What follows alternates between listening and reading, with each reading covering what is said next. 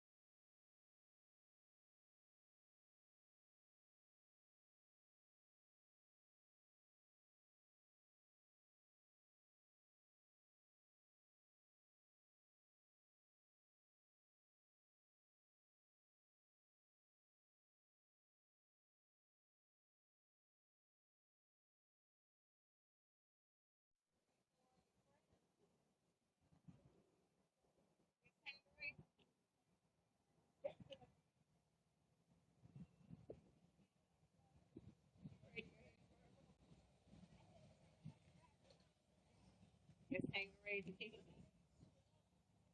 So that's Gigi's friend. That's Gigi's buddy. Wait, come on. Come here real quick. You good? Let's say hi.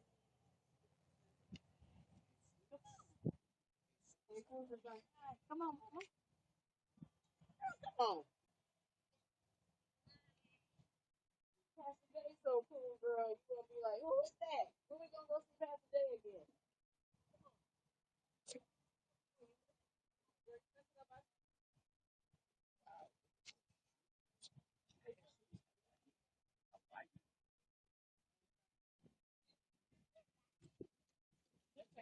How are you? How you doing? Wow. That should be a treat. Come on, Jesus.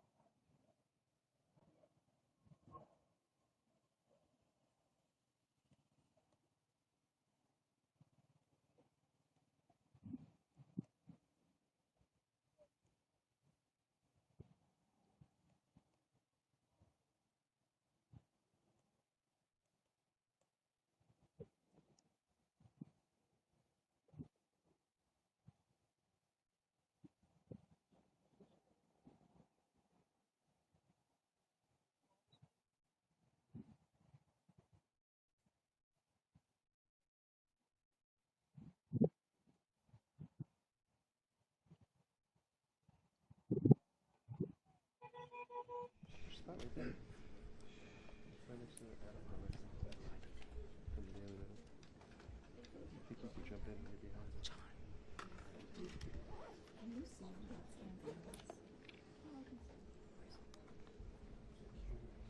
What's your name?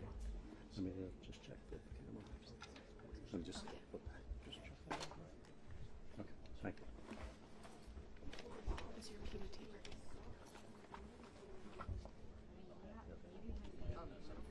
Do you want to be on camera? Yeah, because his camera's blocked. Yeah. I don't understand why it wasn't set up opposite. we have any kind of warning? We're sick.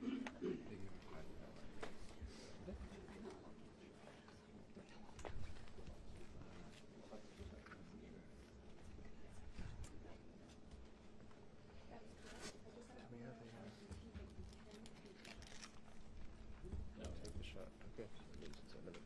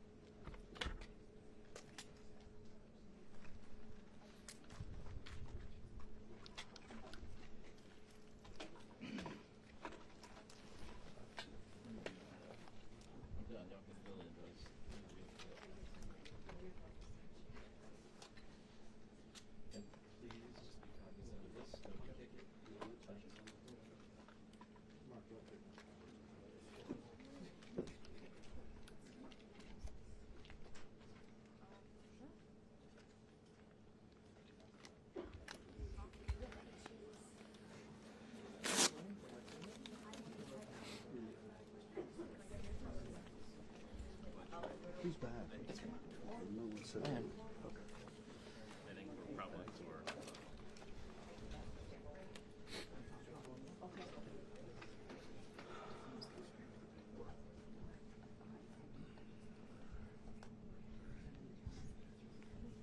Alex, you want this one? I'm okay. You want it? Yes. Jim. Alex, go ahead and I mean, Alex.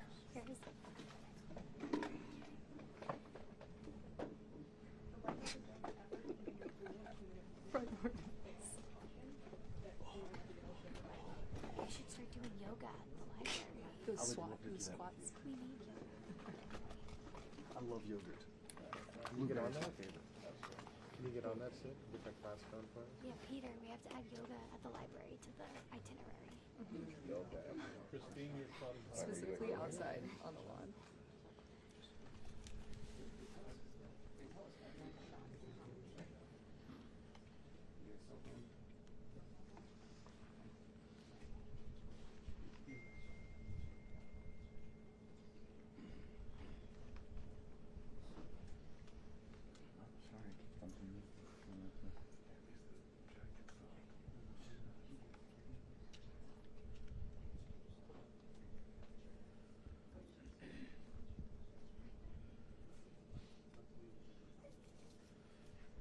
Euro.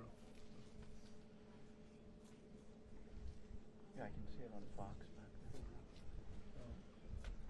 Jonathan, Yep.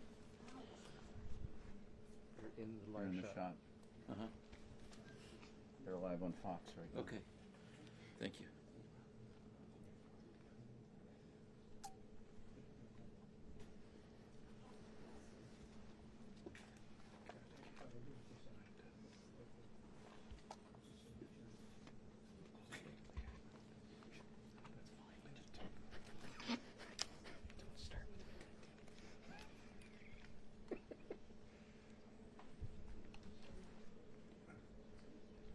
Here, watch out your lenses. Let me get in there too. The lunch is in it or? Yeah, it's in it. Thank you. Right now we're on a wide shot just because everyone's taking it live.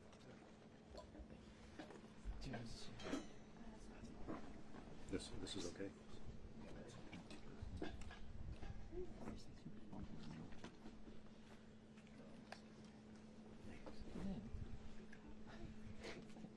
Just watch your left foot. Left foot? Yeah, you're fine. Left foot. Left foot. Thank you.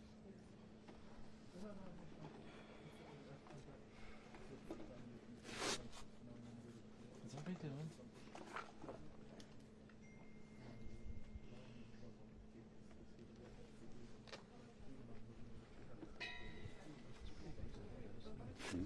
I can't believe they got us in this quickly. Yeah. The hotel I took know, here we're and such a we're good all house, set up. I thought this was gonna take hours. Wedge. Wedge.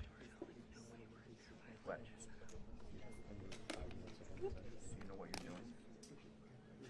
You know what you're doing? Sir. Sir. If you Do you know what you're doing? stay right half back. Those are really wide-angle lenses, and you'll, if the two of you move forward, you'll be in the shot as the ma'am in the white also. The farther y'all press forward, the more you're going to be in these shots. They're super wide-angle. Thanks, Julio. Thank you. Oh, it's for AV? Oh, no, it's that. Nothing for Alex. It's for Alex. We kick it over. Alex, we're actually waiting for you to get up there. Oh, no, no, no, no. Oh, no, no, no, no. I have speech. Right, so you're still in there for the walk-up? Yeah. And then I'm going to push in. Okay.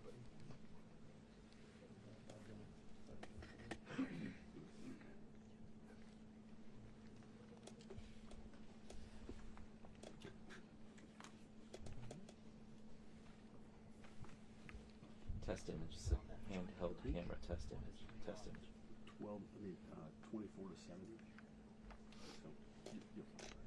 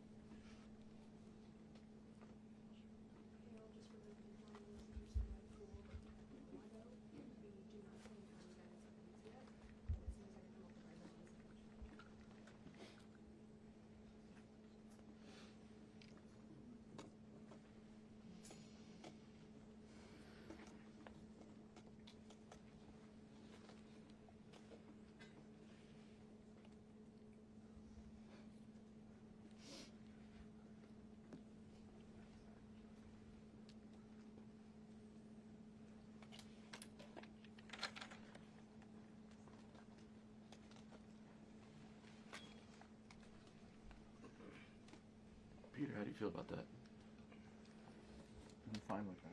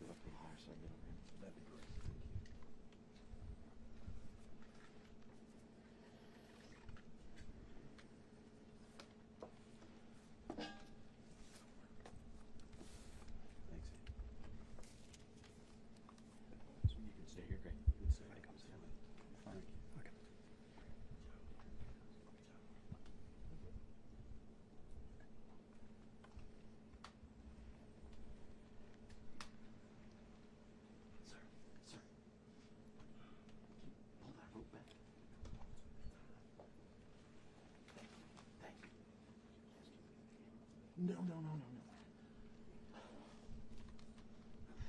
He said, do you want us to move the camera? Jesus Christ.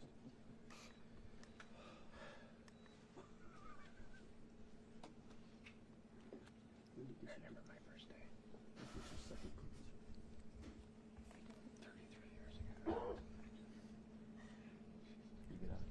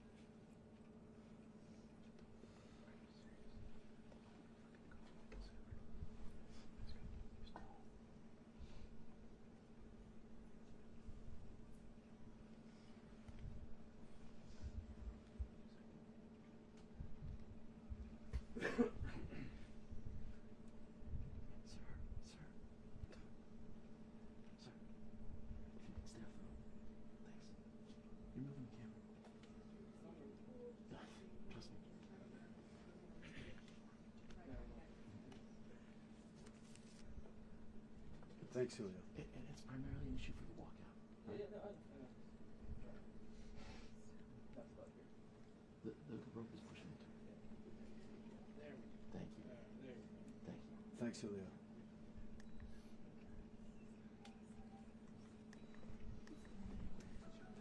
Yeah. That's 16.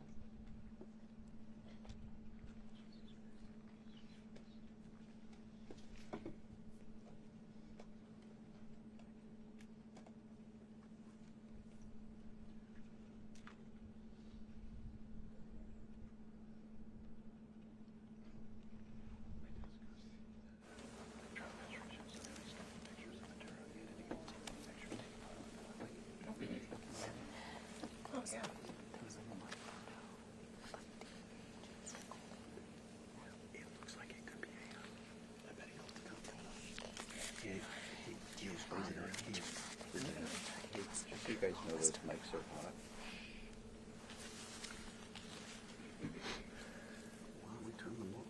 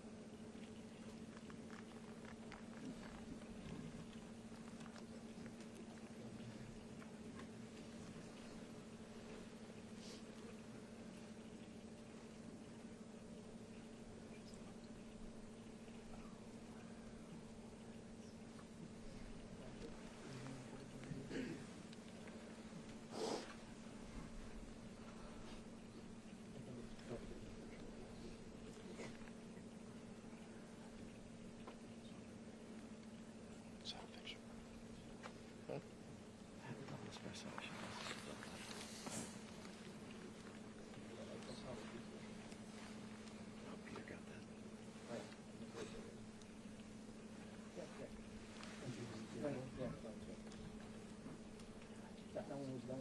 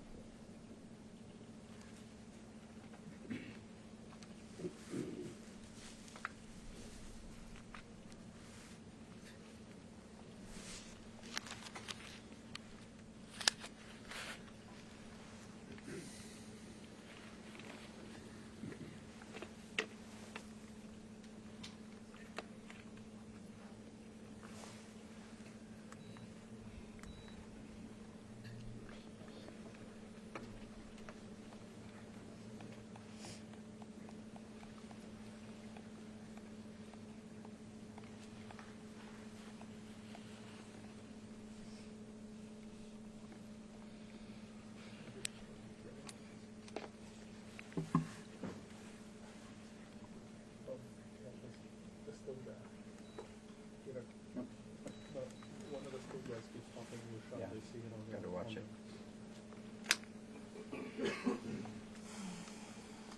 Jonathan, your Yeah, foot right keeps now hitting the tripod. Is it true? Yeah. With the lens?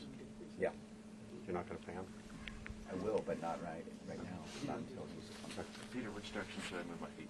okay. To my right? To your right. Is that better? Cool. Yeah, again, it's in the shot. Okay, yep. Let me know. Trying to figure it out. How about down here?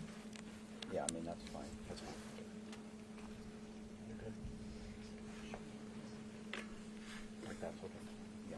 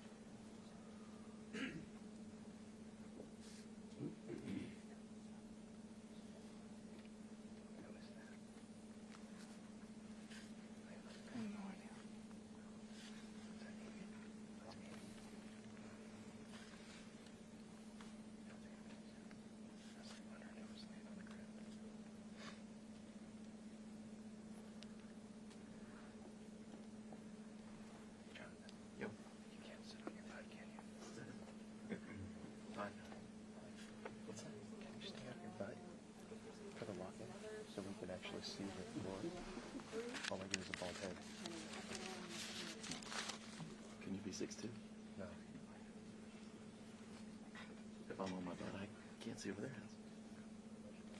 You have a remote. Sam, look up. Can't see over whose head.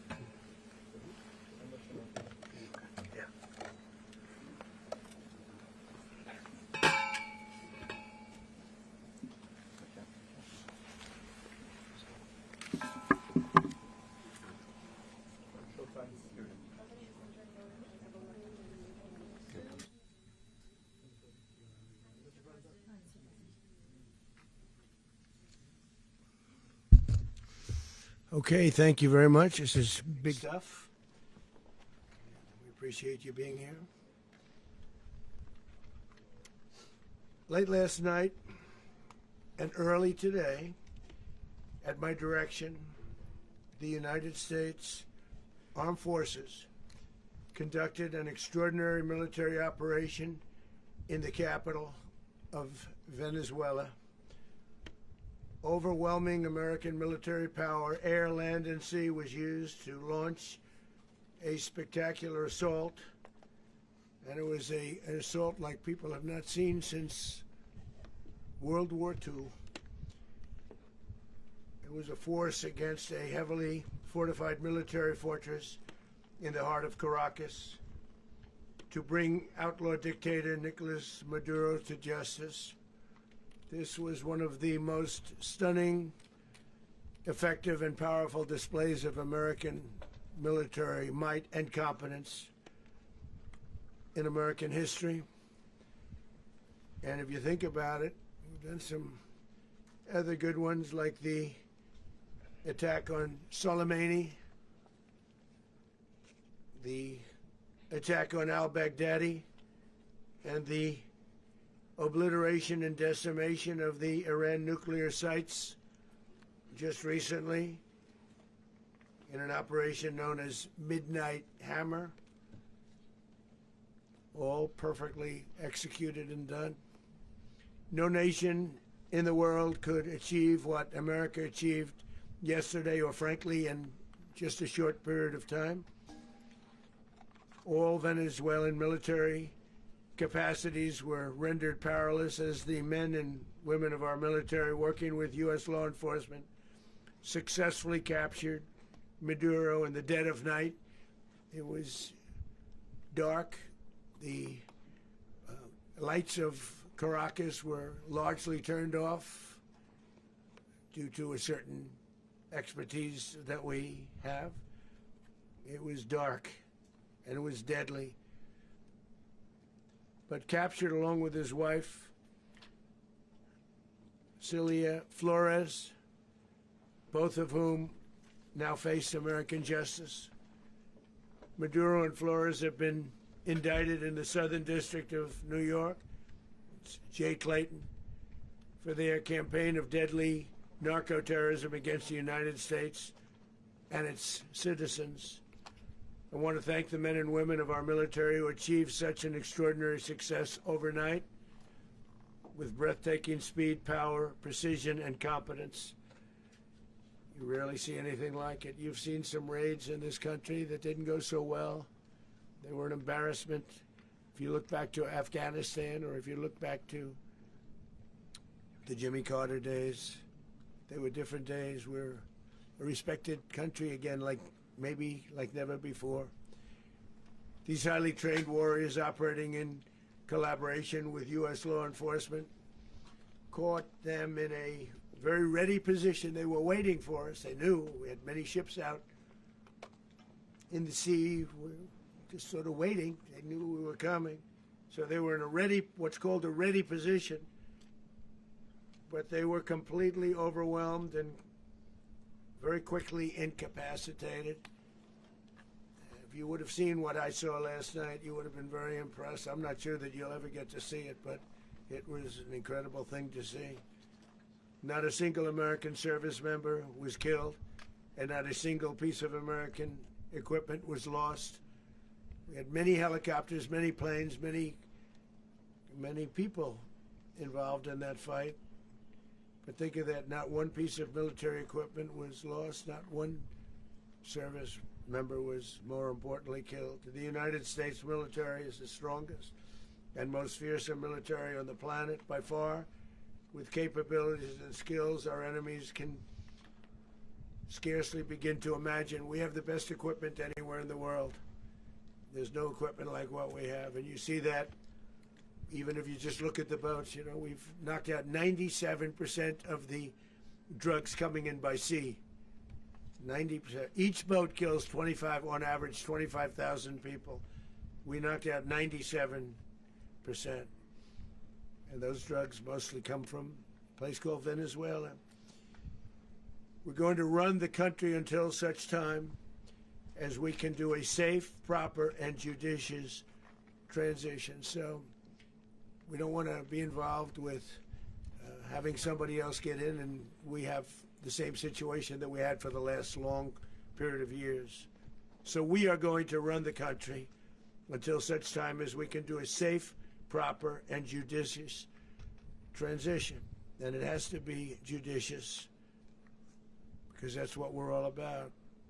We want peace, liberty, and justice for the great people of Venezuela, and that includes many from Venezuela that are now living in the United States and want to go back to their country. It's their homeland. We can't take a chance that somebody else takes over Venezuela that doesn't have the good of the Venezuelan people in mind. We've had decades of that. We're not going to let that happen. We're there now, and what people don't understand, but they understand as I say this, we're there now, but we're going to stay until such time as the proper transition can take place. So we're going to stay until such time as we're going to run it, essentially, until such time as a proper transition can take place. As everyone knows, the oil business in Venezuela has been a bust, a total bust, for a long period of time. They were pumping almost nothing by comparison to what they could have been pumping and what could have taken place. We're going to have our very large United States oil companies, the biggest anywhere in the world, go in, spend billions of dollars, fix the badly broken infrastructure, the oil infrastructure, and start making money for the country. And we are ready to stage a second and much larger attack if we need to do so. So we were prepared to do a second wave if we needed to do so. We actually assumed that a second wave would be necessary, but now it's probably not. The first wave, if you'd like to call it that, the first attack was so successful, we probably don't have to do a second, but we're prepared to do a second wave, a much bigger wave, actually. This was pinpoint, but we have a much bigger wave that probably won't have to do. This partnership of Venezuela with the United States of America, a country that everybody wants to be involved with because of what we were able to do and accomplish, will make the people of Venezuela rich, independent, and safe. And it will also make the many, many people from Venezuela that are living in the United States extremely happy. They suffered. They suffered. So much was taken from them. They're not going to suffer anymore. The illegitimate dictator Maduro was the kingpin of a vast criminal network responsible for trafficking colossal amounts of deadly and illicit drugs into the United States. As alleged in the indictment, he personally oversaw the vicious cartel known as Cartel de las Solas, which flooded our nation with lethal poison responsible for the deaths of countless Americans, the many, many Americans. Hundreds of thousands over the years of Americans died because of him.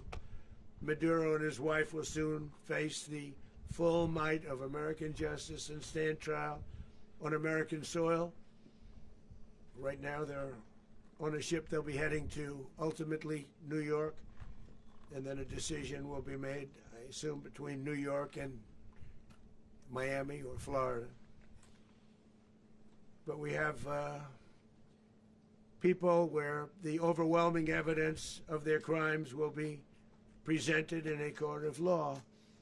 And I've seen it. I've seen what we have. It's both horrible and breathtaking that something like this could have been allowed to take place. For many years after his term as president of Venezuela expired, Maduro remained in power and waged a ceaseless campaign of violence, terror, and subversion against the United States of America, threatening not only our people, but the stability of the entire region. And you all saw it. In addition to trafficking gigantic amounts of illegal drugs that inflicted untold suffering and human destruction all over the country, all over in particular the United States. Maduro sent savage and murderous gangs, including the bloodthirsty prison gang Tren de Aragua, to terrorize American communities nationwide, and he did indeed. They were in Colorado. They took over apartment complexes. They cut the fingers off people if they called police. They were brutal, but they're not so brutal now. And I just have to congratulate our military, Pete and everybody, and our National Guard, because the job that they've done, whether it's in Washington, D.C., where we have a totally safe city, where it was one of the most unsafe cities anywhere in the world, frankly, and now we have no crime in Washington, D.C. We haven't had a killing. We had the terrorist attack a few weeks ago. A little bit of a different kind of a threat, but we haven't had a killing in a long period of time, 6-7 months. We used to have two, on average, 2 a week in Washington, our capital. We don't have that anymore. The restaurants are opening. Everyone's happy. They're going, they're walking their daughters, they're walking their children, their wives. They walk to restaurants. Restaurants are opening all over Washington, D.C.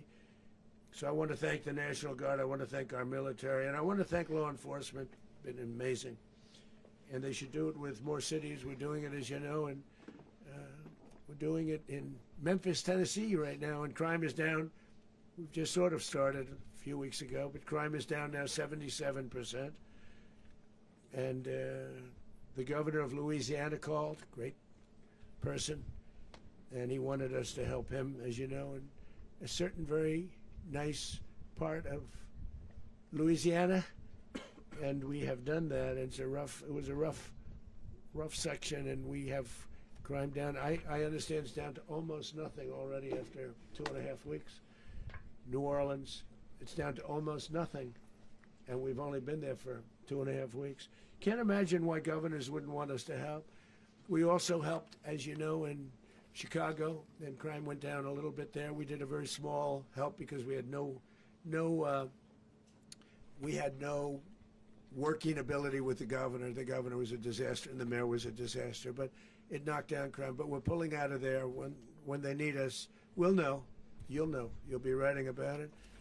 And likewise, Los Angeles, where we saved Los Angeles early on, where the head of the police department made a statement that if the federal government didn't come in, we would have lost Los Angeles. That's long after the fires. That's when they had the riots in Los Angeles. We did a great job. Got no credit for it whatsoever, but that's okay. It doesn't matter. We don't need the credit. But we'll be pulling out when they need us. They'll call, or we'll go back if we have to. We'll go back. But we did a great job in various cities. But the place that we're very proud of is Washington, D.C., because it's our nation's capital. We took it from being a crime-ridden mess to being one of the safest cities in the country. But the gangs that they sent raped, tortured, and murdered American women and children. They were in all of the cities I mentioned, Tren de Aragua. And they were sent by Maduro to terrorize our people, and now Maduro will never again be able to threaten an American citizen or anybody from Venezuela. There will no longer be threats. For years I've highlighted the stories of those innocent Americans whose lives were so heartlessly robbed by this Venezuelan terrorist organization. Really one of the worst. One of the worst, they say the worst. Americans like 12-year-old Jocelyn Nungary from Houston. Beautiful Jocelyn Nungary, what happened to her? They, as you know, they kidnapped, assaulted, and murdered by Tren de Aragua animals. They murdered Jocelyn and left her dead under the bridge. There was a bridge that will never be the same to so many people after seeing what happened.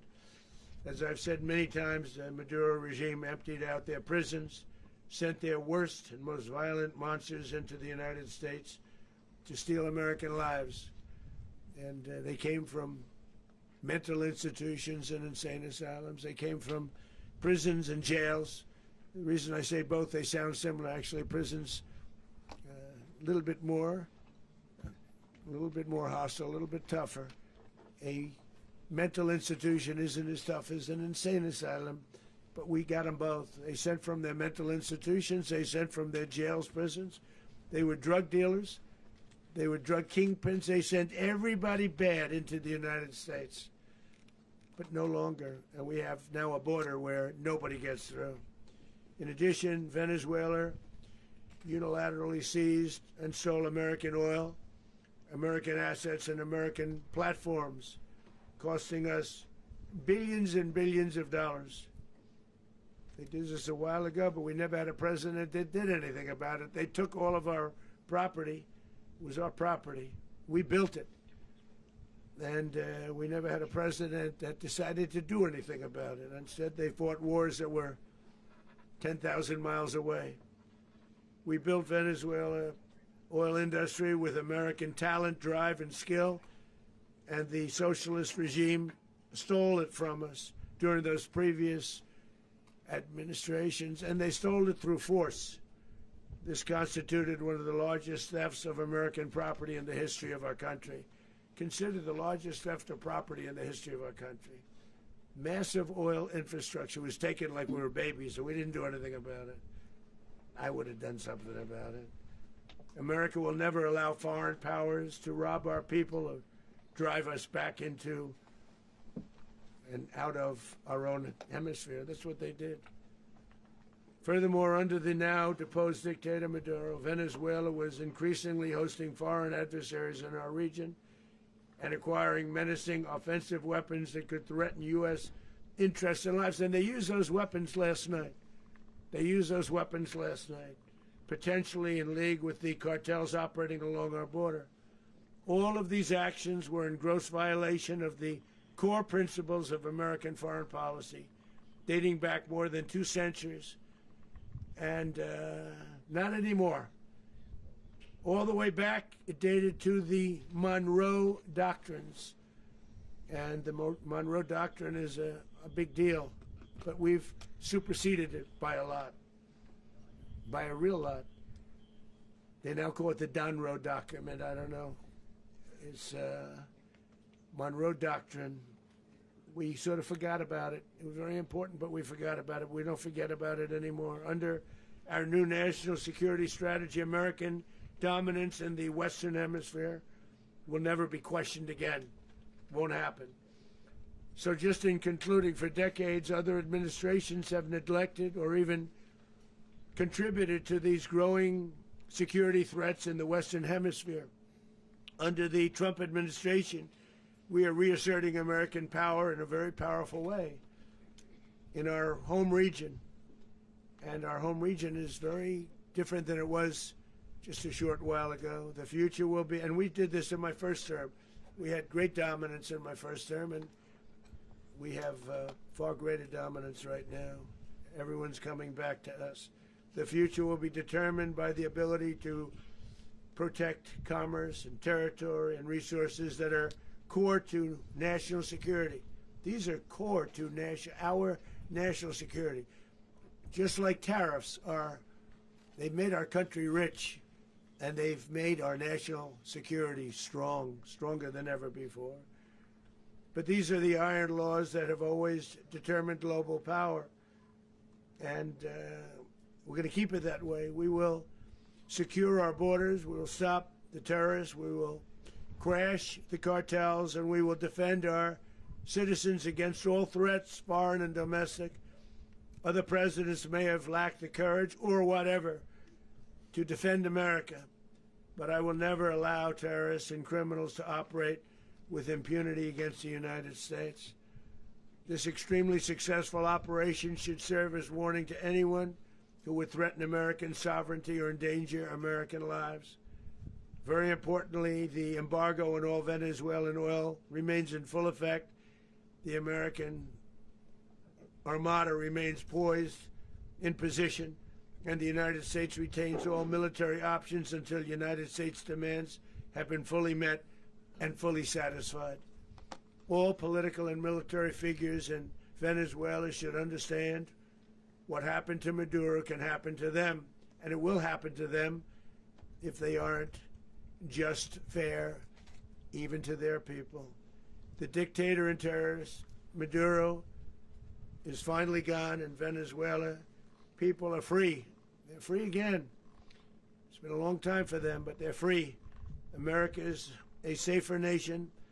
This morning, it's a prouder nation this morning because it didn't allow this horrible person and this country that was doing very bad things to us. It didn't allow it to happen. And the Western Hemisphere is right now a much safer place to be. So I want to thank everybody for being here. I want to thank General Raisin Kane. He's a fantastic man. I've worked with a lot of generals. I worked with some I didn't like. I worked with some I didn't respect. I worked with some that just weren't good. But this guy is fantastic. I watched last night one of the most precise attacks on sovereignty. I mean, it was an attack for justice. And I'm very proud of him, and I'm very proud of our Secretary of War, Pete Hegseth, who I'm going to ask to say a few words. Thank you very much. Mr. President, can you explain how the U.S. will run Venezuela? Well, thank you, Mr. President.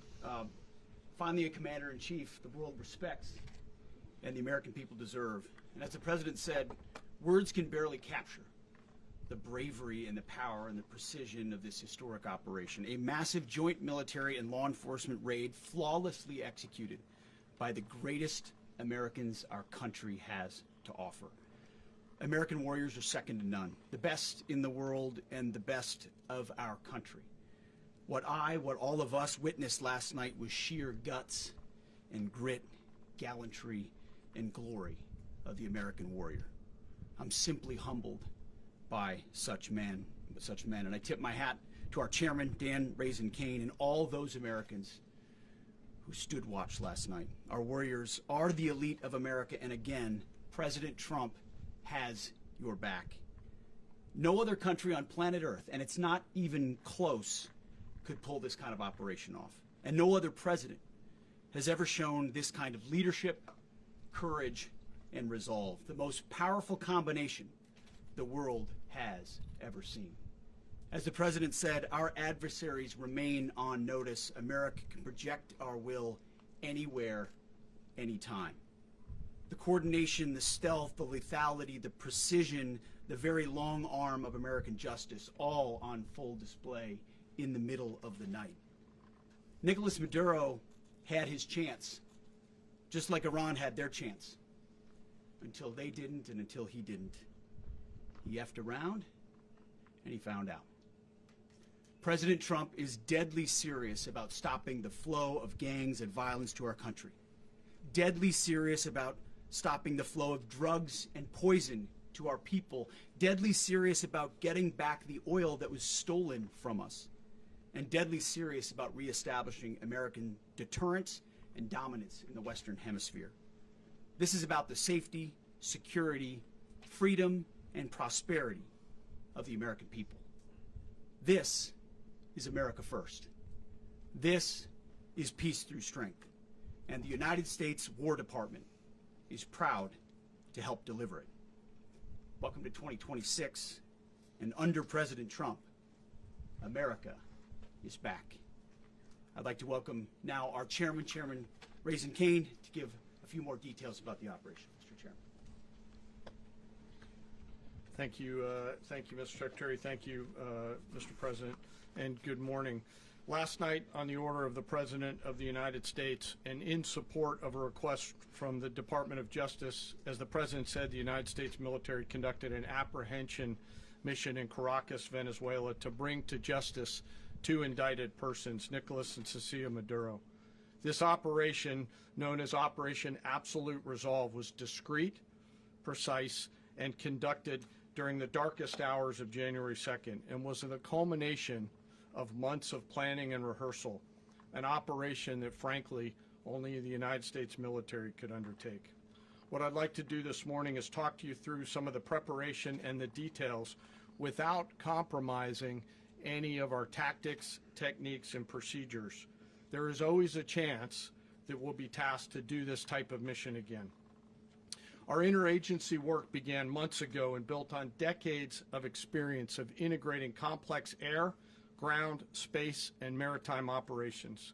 While the past 2 decades have honed the skills of our special operations forces, this particular mission required every component of our joint force, with soldiers, sailors, airmen, Marines, and Guardians working in unison with our intelligence agency partners and law enforcement teammates in an unprecedented operation.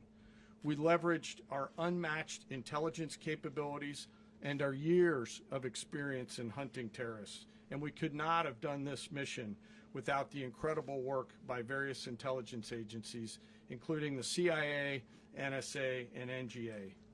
We watched, we waited, we prepared, we remained patient and professional. This mission was meticulously planned, drawing lessons from decades of missions over the last many years, many missions over these last many years. This was an audacious operation that only the United States could do. It required the utmost of precision and integration within our joint force. And the word integration does not explain the sheer complexity of such a mission. An extraction so precise it involved more than 150 aircraft launching across the Western Hemisphere in close coordination, all coming together in time and place to layer effects for a single purpose: to get an interdiction force into downtown Caracas while maintaining the element of tactical surprise. Failure of one component of this well-oiled machine would have endangered the entire mission, and failure is never an option for America's joint force. Those in the air over Caracas last night were willing to give their lives for those on the ground and in the helicopters. Let me talk a little bit about the preparation. After months of work by our intelligence teammates to find Maduro and understand how he moved, where he lived, where he traveled, what he ate, what he wore, what were his pets, in early December, our force was set pending a series of aligned events. Key was choosing the right day to minimize the potential for civilian harm and maximize the element of surprise, and minimize the harm to the indicted personnel so, as the President said, they could be brought to justice.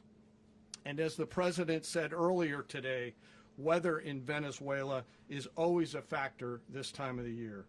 And over the weeks through Christmas and New Year's, the men and women of the United States military sat ready, patiently waiting for the right triggers to be met and the President to order us into action.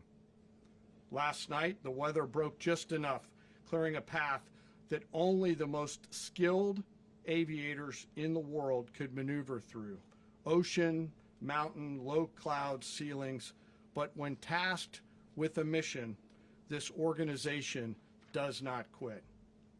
At 10:46 p.m. Eastern Time last night, the President ordered the United States military to move forward with this mission. He said to us, and we appreciate it, Mr. President, good luck and Godspeed. And those words were transmitted to the entire joint force. Over the course of the night, aircraft began launching from 20 different bases on land and sea across the Western Hemisphere. In total, more than 150 aircraft, bombers, fighters, intelligence, reconnaissance, surveillance, rotary wing were in the air last night. Thousands and thousands of hours of experience were airborne. Our youngest crew member was 20, and our oldest crew member was 49, and there's simply no match for American military might. As the night began, the helicopters took off with the extraction force, which included law enforcement officers, and began their flight into Venezuela at 100 feet above the water. As they approached Venezuelan shores, the United States began layering different effects provided by Spacecom, Cybercom, and other members of the interagency to create a pathway. Overhead, those forces were protected by aircraft from the United States Marines, the United States Navy, the United States Air Force, and the Air National Guard. The force included F-22s, F-35s, F-18s, EA-18s, E-2s, B-1 bombers, and other support aircraft, as well as numerous remotely piloted drones. As the force began to approach Caracas, the Joint Air Component began dismantling and disabling the air defense systems in Venezuela, employing weapons to ensure the safe passage of the helicopters into the target area. The goal of our air component is, was, and always will be to protect the helicopters and the ground force and get them to the target and get them home. As the force crossed the last point of high terrain where they'd been hiding in the clutter, we assessed that we had maintained totally the element of surprise.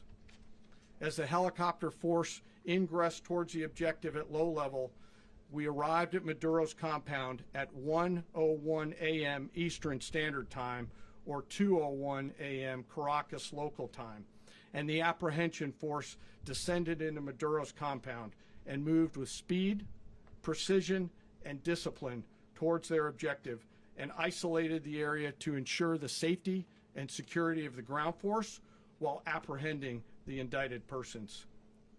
On arrival into the target area, the helicopters came under fire, and they replied with that fire with overwhelming force in self-defense. One of our aircraft was hit but remained flyable, and as the President said earlier today, all of our aircraft came home, and that aircraft remained flyable during the rest of the mission. As the operation unfolded at the compound, our air and ground intelligence teams provided real-time updates to the ground force, ensuring those forces could safely navigate the complex environment without unnecessary risk. The force remained protected by overhead tactical aviation. Maduro and his wife, both indicted, gave up and were taken into custody by the Department of Justice, assisted by our incredible U.S. military with professionalism and precision, with no loss of U.S. life. After securing the indicted persons, the force began to prep for departure. Helicopters were called in to exfiltrate the extraction force, while fighter aircraft and remotely piloted aircraft provided overhead coverage and suppressive fire. There were multiple self-defense engagements as the force began to withdraw out of Venezuela. The force successfully exfiltrated and returned to their afloat launch bases, and the force was over the water at 3:29 a.m. Eastern Standard Time with indicted persons on board. And both Maduro and his wife were embarked aboard the USS Iwo Jima. In closing, what we've witnessed today is a powerful demonstration of America's joint force. We think, we develop, we train, we rehearse, we debrief, we rehearse again and again, not to get it right, but to ensure that we cannot get it wrong. Our jobs are to integrate combat power so when the order comes, we can deliver overwhelming force at the time and the place of our choosing against any foe anywhere in the world. I am immensely proud today of our joint force and filled with gratitude to represent them here today. There is simply no mission too difficult for these incredible professionals and the families that stand by them and support them. As we stand here this morning, our forces remain in the region at a high state of readiness, prepared to project power, defend themselves, and our interests in the region. This operation is a testament to the dedication and unwavering commitment to justice and our resolve to hold accountable those who threaten peace and stability. In closing, I want to express my heartfelt gratitude to the brave men and women who executed this mission. Their courage and tireless commitment to our nation are what makes us strong. Thank you, Mr. Secretary, and thank you, Mr. President. Well, I don't have much to add to what you've heard now, other than the following points. Nicolás Maduro was indicted in 2020 in the United States.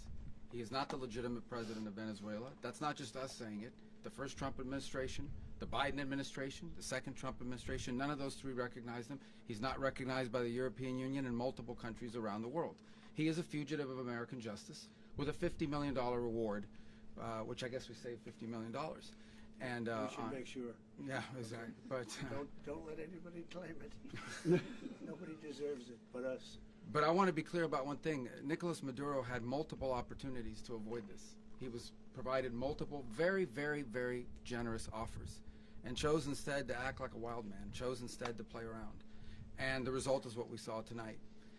The other message here is the following. You have a guy, like many people around the world, they like to play games. You have a guy who decides he's going to invite Iran into his country, is going to, do the confiscation of American oil companies, is going to flood our country with gang members, is going to take Americans prisoner and try to hold them for hostage and trade them like he was able to do with the Biden administration. Basically likes to play games all this time and thinks nothing's going to happen. And I hope what people now understand is that we have a president. The 47th president of the United States is not a game player. When he tells you that he's going to do something, when tells you he's going to address a problem, he means it. He actions it. I can tell you, I've watched this process now for 14, 15 years, been around it. Everybody talks. I'm going to do this. I'm going to do that. When I get there, we're going to do this. We're going to take. This is a president of action. Like, I don't understand yet how they haven't figured this out. And now, if you don't know, now you know. Because this is the way it's going to play out. And I think people need to understand that this is not a president that just talks and does letters and press conferences. And, if he says he's serious about something, he means it. And this is something that was a direct threat to the national interest of the United States, and the president addressed it. There's a president of peace, by the way. I told you what I just said earlier. This guy had multiple opportunities to find his way somewhere else and figure out another. He could have been living somewhere else right now very happy, but instead he wanted to play big boy. And so now, he's got other sets of problems on his hands. And but I think the message here should be for the world. Look, the president doesn't go out looking for people to pick fights with. He's not, generally wants to get along with everybody. We'll talk and meet with anybody, but don't play games. Don't play games with this president's in office, because it's not going to turn out well. And so I hope that, I guess that lesson was learned last night, and we hope it'll be instructive moving forward. Is that a message for Cuba? Mr. President. Mr. President. Mr. President.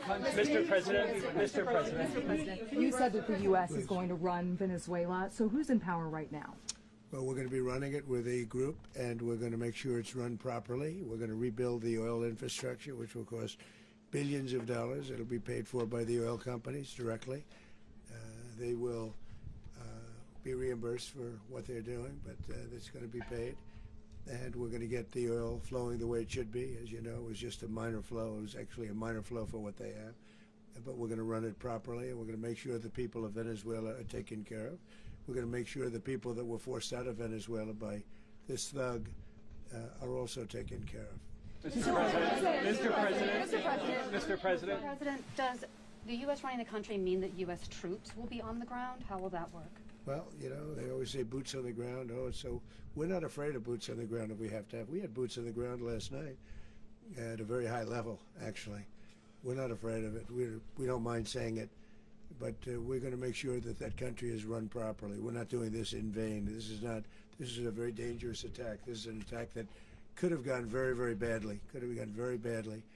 We could have lost a lot of people last night. We could have lost a lot of dignity. We could have lost a lot of equipment. The equipment is less important, but we could have lost a lot. And we're going to make sure that this is proper. We're there now. We're ready to go again if we have to. We're going to run the country right. It's going to be run very judiciously, very fairly. It's going to make a lot of money. We're going to give money to the people. We're going to reimburse people that were taken advantage of. We're going to take care of everybody. It's very important. We couldn't let them get away with it. They stole our oil. We built that whole industry there, and they just took it over like we were nothing. And we had a president that decided not to do anything about it. So we did something about it. We're late, but we did something about it. Yeah, please. Mr. President, can you explain the exact mechanism by which you're going to run the country? Are you going to designate a U.S. official to coordinate? Yes. It's all being done right now. We're designating people. We're talking to people. We're designating various people, and we're going to let you know who those people are. Mr. President. What's the group you mentioned that would run Venezuela? Well, it's largely going to be, for a period of time, the people that are standing right behind me. We're going to be running it. We're going to be bringing it back. It's a dead, I talk about a dead country. A year and a half ago, we were a dead country. Now we're the hottest country anywhere in the world. We're a country doing better than any country anywhere in the world, and it required leadership. Venezuela has a lot of bad people in there, a lot of bad people that shouldn't be leading. We're not going to take a chance that one of those people take over for Maduro. So you can look at, and others, we have fantastic people, including people in the military. So we're going to have a group of people running it until such time as it can be put back on track, make a lot of money for the people, and give people a great way of life, and also reimbursement for people in our country that were forced out of Venezuela. Mr. President, Rubio would be. you said earlier today that you weren't going to back Machado to come back and be the opposition leader in your Fox and Friends interview. And then you also mentioned the vice president of Venezuela. Are you going to work with the vice president of Venezuela, or how do you foresee the relationship Well, going? I understand she was just sworn in, but she was, as you know, picked by Maduro. So Marco's working on that directly. He just had a conversation with her, and she's essentially willing to do what we think is necessary to make Venezuela great again. Very simple. Mr. President, Colombian President Gustavo Petro, a couple weeks ago, he said he's got to watch his ass.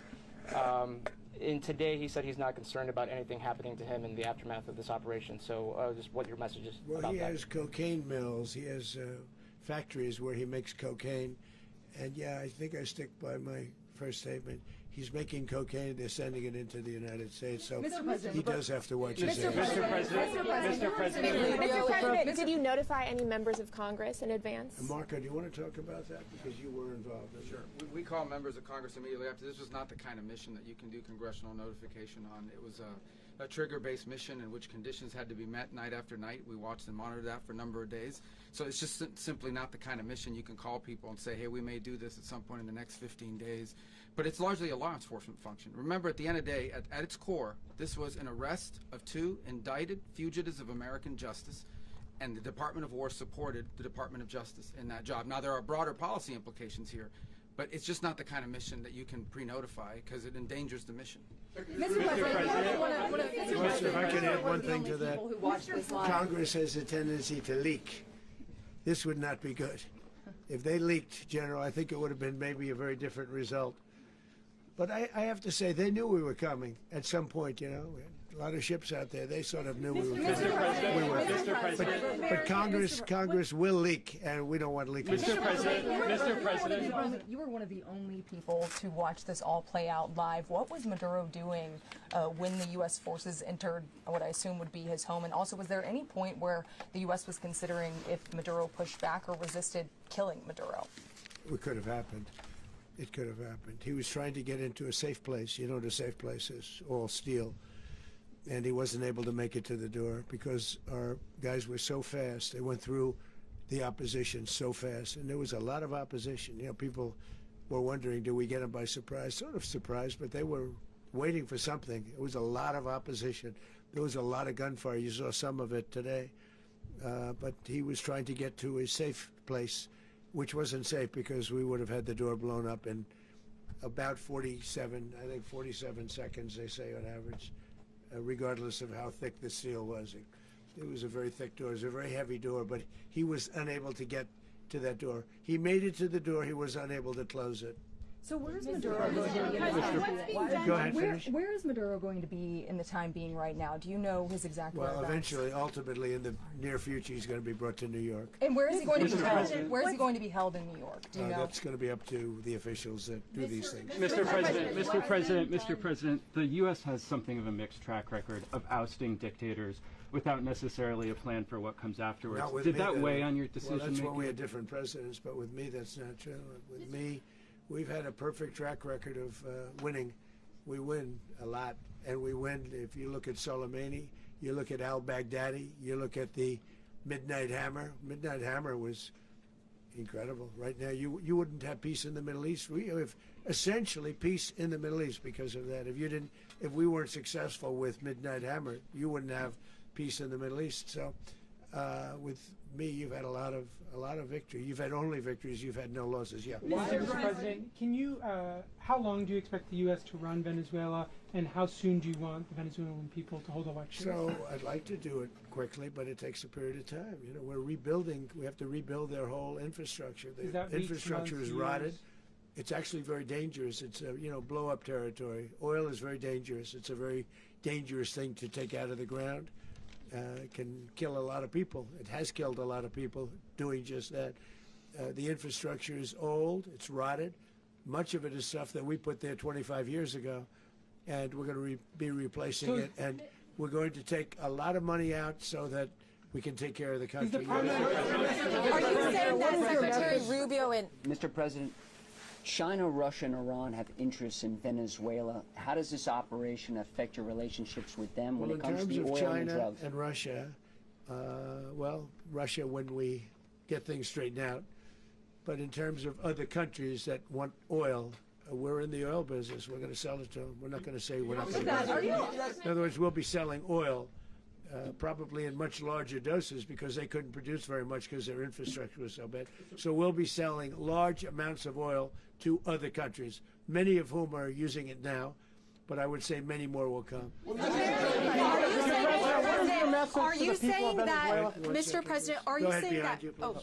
Mr. President, thank you. What is your message to the people of Venezuela today? Of course, the civilian population specifically, they have a lot of questions. What is your message to the people of Venezuela? That you're going to have peace, justice. You're going to have some of the riches that you should have had for a long period of time. It was stolen from you. But you're going to have peace, and you're going to have safety. You're going to have justice. You're going to have a country. You're going to have a real country. You're going to have potentially a great country. You know, if you go back 20 years, maybe even a little longer ago, that was a great country, and they destroyed it. Remember I said that if we lose this election, the United States will be Venezuela on steroids. That's what would have happened.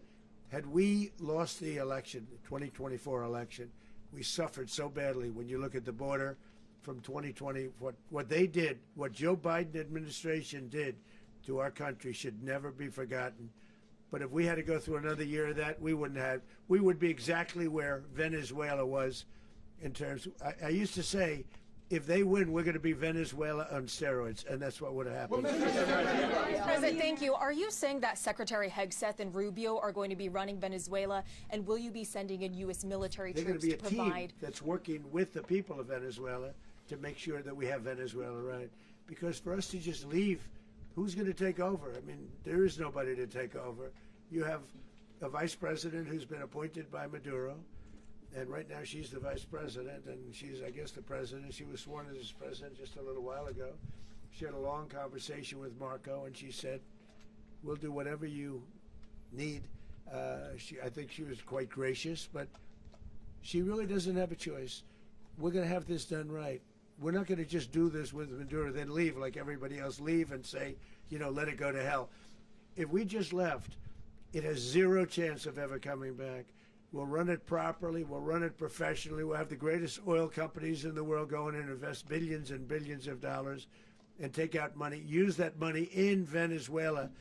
And the biggest beneficiary are going to be the people of Venezuela. And also, I can't stress this strongly enough, the people that got thrown out of Venezuela that are now in the United States, and frankly, some want to stay, and some probably want to go back. Yeah. So, Mr. President, what is being done to protect Americans in the country, and were any of the detained Americans Well, right now they're arrested very last protected night? because nobody's going to mess with us. They're very protected. The people of, and we let them know that you better not touch one of them. Are you concerned that bad elements of the Maduro regime will remain in place?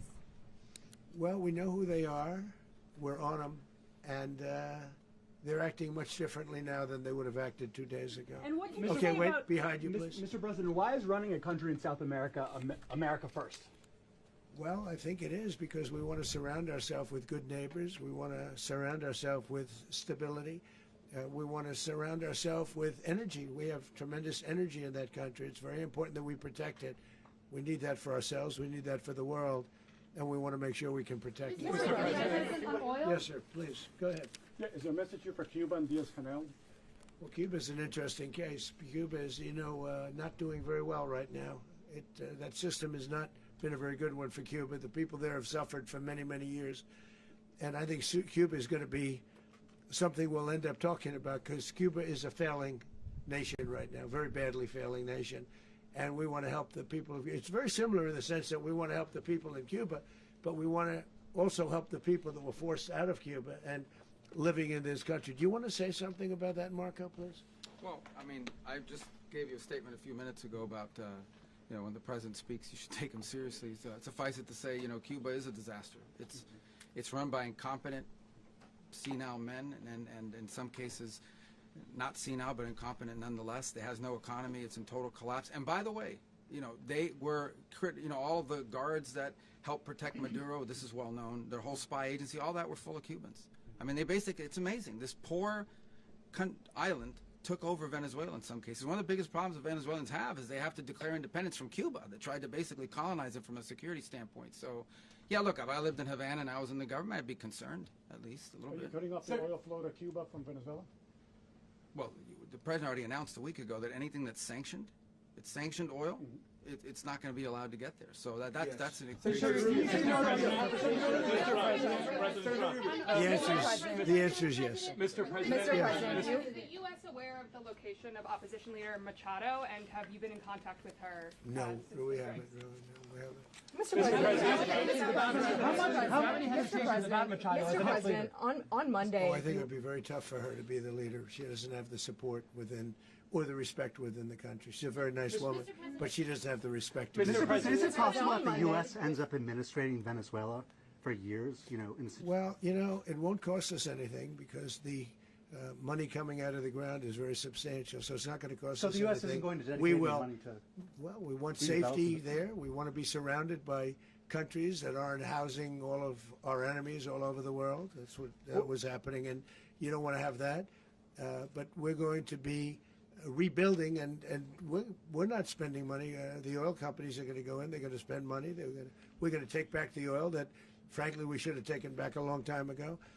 A lot of money is coming out of the ground. We're going to get reimbursed for all of that. We're going to get reimbursed for everything that we spend. So it's going to be a very important. This is a very big evening that took place last night. We have to be surrounded by safe, secure countries, and we also have to have energy. Very important. We have to have energy that's real energy, not where they're getting 4% and 5% of the energy out of the ground. You take a look, it was such a disaster. So what's going to happen with Venezuela, I think, over the next period of a year is going to be a great thing. And the people of Venezuela will be the biggest beneficiaries. Mr. President, on Monday, U.S. military. Mr. President, thank you. What did you last speak to Maduro about when you spoke? And is the Well, US I don't want to get into the Venezuela? conversations, but I did have conversations with him, and I said, you got to surrender. And I actually thought he was pretty close to doing so, but now he wished he did, yeah. Mr. President, can you explain, you said that Maduro is responsible for drug trafficking. You recently pardoned the former president of Honduras who was convicted on many drug trafficking. Can you explain how these two situations are different? And would you ever pardon Maduro? I endorsed, as you know, the winning president, the man who won in Honduras. I endorsed the man who won in Chile. I endorsed the man who won in Argentina. And we are doing very well with that whole group. What the man that I pardoned was, if you could equate it to us, he was treated like the Biden administration treated a man named Trump. That didn't work out too well for them. This was a man who was persecuted very unfairly. He was the head of the country. He was persecuted very unfairly. And there are a number of them. And we felt that it was a very unfair situation that happened to him. He's also a party member of the man who won. So obviously the people liked what I did. And one of the reasons that was done is because of the fact that the party in power felt very strongly that that man was treated very badly. I studied it very quickly, and then I studied it in great detail. I went to a lot of the people standing behind me, and they felt that that man was persecuted and treated very badly. That's why I gave him a pardon. Mr. President, you referenced boots on the ground earlier. Can you just sort of button this up? Do you envision the U.S. military having a presence in Venezuela as the U.S. runs that country? No, we're going to have a presence in Venezuela as it pertains to oil, because we have to have, we're sending our expertise in. So you may need something, not very much. But no, we're going to be taking out a tremendous amount of wealth out of the ground. And that wealth is going to the people of Venezuela and people from outside of Venezuela that used to be in Venezuela. And it goes also to the United States of America in the form of reimbursement for the damages caused us by that country. So I want to thank you all very much. Thank you. Do you have one? Yes, please. You were so nice before. I'm going to give you the final question. Go Thank ahead. you, Mr. Unless it's a President. bad question, in It's which about case I'll Putin. go one more. It's about who? It's about Putin, if you want. About Putin. Well, that's Okay. always nice. You had a to talk phone. about Putin. You had a phone call with him on Yeah. Monday. Did he talk at all about Maduro? Did y'all talk about this? No, we didn't. And We then- never spoke about Maduro. Are you mad at him right now? I mean, there's this I'm not intelligence. thrilled with Putin. I'm not thrilled with Putin. He's killing too many people. There was that I intelligence. thought that would be so. I settled 8 1/4 war. You know what the 1/4 was? Thailand and Cambodia. I did it again. They broke out, and I did it in about 5 hours, and I settled it. I'm giving myself 1/4, so I'm up to now 8 1/4. In other words, I settled the war, but then they broke out. They had a pretty bad breakout over the last 4 days. I got them to go back to peace. So I only give 1/4. I thought the easiest one would be, one of the easier ones would be Russia, Ukraine. It's not. And they both have done some pretty bad things. And look, that's Biden's war. That's not my war. But I want to stop the lives. Did you see where last month, 30,000, it was 27,000 the month before. 30,000, mostly soldiers, were killed this last month. 30,000. I want to stop that. You know, I got NATO to pay 5% instead of the 2% that they weren't paying. They weren't paying 2, now they pay 5. And we send them a lot of munitions, we send them a lot of things, missiles and various other things, a lot. And they pay. The United States is not losing money. We're probably making money on that. It's the last thing I care about. I just want to stop all those people. We're losing 25, 30,000 human beings that come from 2 places that are very far away. But if I can stop, because it's something I've been pretty good at doing, deals, I guess. It's all a deal. Life is a big deal. But if I can stop that war and stop 30,000 young people, in addition to the fact that people are being killed in Kiev, people are being killed in other cities throughout, you know, a much smaller number, but they're being killed, viciously killed. So I'm not happy about it. I thought that would be something that would get solved. We have Mr. Witkoff here. I think that we're making progress, but that's a war that should have never happened. If I were president, it would have never happened. Putin says it. Everybody says it. If I were president, that would have never happened. But I inherited that war. That was Joe Biden, Zelensky, and Putin. I came into the situation, and it's a mess. And I will say this. I watched an operation last night that was so precise, that was so brilliant. I mean, it was incredible. If we had our people, like this general and our people involved, that war would not have gone on very long, that I can tell you. You told me That war, to use an old term, that war has become a bloodbath. And we want it to get stopped. Thank you very much. Are you concerned a rogue Venezuelan general can take over the country? Can you talk about your conversation with the vice president?